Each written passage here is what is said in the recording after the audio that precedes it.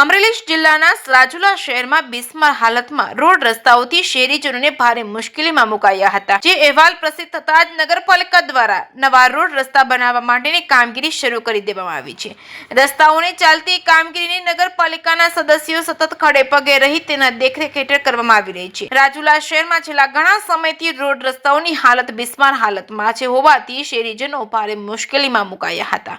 Road રસ્તાઓ બિસ્માર હોવાથી મીડિયામાં અહેવાલ પ્રસિદ્ધ કરવામાં આવ્યો હતો, જે બાદ ખાડા પુરાણ કરવામાં આવ્યું હતું, પરંતુ રસ્તા ઉપર પડેલા ખાડાઓનું પુરાણ કરતા હવે સ્થિતિ વિકટ બની હતી. ખાડાઓમાં કપચી અને માટીઓથી શહેરીજનોની સ્થિતિ અતિ વિકટ બની જવા પામી હતી. જો કે અત્યંત ધૂળની ડમરીઓ ઉઠતી રહેતી હોય, જેના કારણે વેપારીઓ પણ મુશ્કેલીમાં મુકાયા છે. આ બાબતે મીડિયાના અહેવાલ બાદ નગરપાલિકા જાગી હતી અને તાત્કાલિક શહેરમાં નવા રોડ રસ્તાઓની કામગીરી શરૂ કરી દેવામાં આવી છે.